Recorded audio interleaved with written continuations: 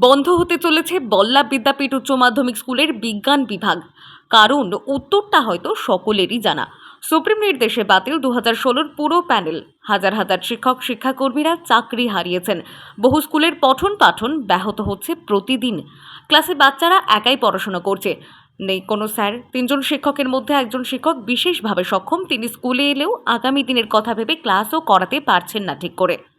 আমার নাম সঞ্জীব পয়রা। হ্যাঁ, আমি এই স্কুলে 2019-এর জানুয়ারি থেকে সার্ভিস করছি। আমি ইংরেজি পড়াই। হ্যাঁ, বিপর্যয় তো হঠাৎ করতে চলে যাওয়া, এখন মানসিক অবস্থা ভালো নয়, কি করব খুঁজে পাচ্ছি না। বাড়িতে 3 বছরের একটা ছোট মেয়ে আছে, আমি তাকাতেও পাচ্ছি না।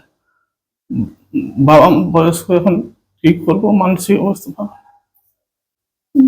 বাচ্চাদের প্রতি ভালো লাগা এতদিন করেছি, এইটা নেই আর কি। তাই না, ওদের তো সামনে পরীক্ষা, তাদের স্মুথলি চালনা করা যায়, সেই আশা একটু ভালো লাগাই আর কি করবো। এখন তো খুঁজেও পাচ্ছি না, এতটাই ডিপ্রেসড, হতাশাগ্রস্ত। ছবিটা ঝাড়গ্রামের বল্লা বিদ্যাপীঠ উচ্চ মাধ্যমিক স্কুলের। স্যারের চাকরি বাতিল হয়েছে, তাই স্যার আসেননি স্কুলে। ছাত্রছাত্রীর সংখ্যা 780 জন, শিক্ষকের সংখ্যা ছিল 13। গ্রুপ ডি 2 জন এবং গ্রুপ সি 1 জন।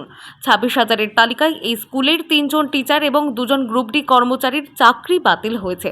ফলে স্কুলের ঘন্টা বাজাতে দেখা যায় স্যারকে। শুধু তাই নয়, পরীক্ষার জন্য ছাত্রদের সহায়তায় ক্লাসরুম ঠিক করা হচ্ছে, পরিষ্কারও করছে ছাত্ররাই। শুভঙ্কর আচার্য, আমি সহশিক্ষক ভূগোলের। আমাদের তো ঘন্টা বাজানোর যিনি 2 জন ছিলেন, মহামান্য আদালতের নির্দেশে তাদের চাকরি আর নেই। আমাদের গ্রুপ ডি 2 জন ছিলেন, 2 জনই চলে গেছেন চাকরি ছেড়ে।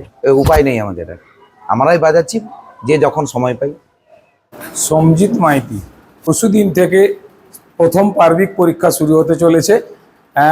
5 to 10 অবধি এতগুলি বাচ্চার পরীক্ষা, তার মধ্যে কোনো গ্রুপ ডি না থাকার কারণে আমাদের পরশুদিন যাতে পরীক্ষা সুষ্ঠুভাবে আমরা করতে পারি, পরীক্ষার একটা পরিবেশ যাতে থাকে, সেই জন্যই ছাত্রদের দিয়ে আমাদের শ্রেণীকক্ষগুলি পরিষ্কার করানো, বেঞ্চ ঠিক করানো, ঠিক আছে, বেঞ্চ এক জায়গা থেকে অন্য জায়গায় নিয়ে যাওয়া। কোনো গ্রুপ ডি না থাকার কারণে আমাদেরকেই তাদেরকে সঙ্গে নিয়ে কাজগুলি করতে হচ্ছে। স্কুলের প্রধান শিক্ষক জানালেন, বিজ্ঞান বিভাগ আপাতত বন্ধ থাকবে, তার কারণ শিক্ষক নেই। এদিকে 11-12-এর ফিজিক্স এবং কেমিস্ট্রির স্যারও আসবেন না। ফলে বিজ্ঞান বিভাগ বন্ধ রাখা ছাড়া এই মুহূর্তে করার কিছু নেই। আমার নাম পলাশ চন্দ্র, আমি এই স্কুলের ভারপ্রাপ্ত শিক্ষক। আমাদের স্কুলের নাম বল্লা বিদ্যাপীঠ। সবচেয়ে সমস্যা যেটা হচ্ছে, উচ্চ মাধ্যমিক বিজ্ঞান বিভাগের আমাদের পদার্থবিদ্যা এবং রসায়নের 2 জন মাস্টারমশাই চলে গেলেন। এর ফলে আমাদের উচ্চ মাধ্যমিক বিজ্ঞান বিভাগ বন্ধ করে দেওয়া ছাড়া কোনো উপায় নেই। আবার ওই মাস্টারমশাইরাই আমাদের মাধ্যমিক স্তরে পদার্থবিদ্যা পড়াতেন, ফিজিক্যাল, যেটাকে ফিজিক্যাল সায়েন্স বলে, ওইটা পড়াতেন। তো এখন বর্তমানে আমাদের ফিজিক্যাল সায়েন্সেরও কোনো শিক্ষক নেই। ওই শিক্ষকরাই নবম দশমের সায়েন্সের ক্লাস নিতেন।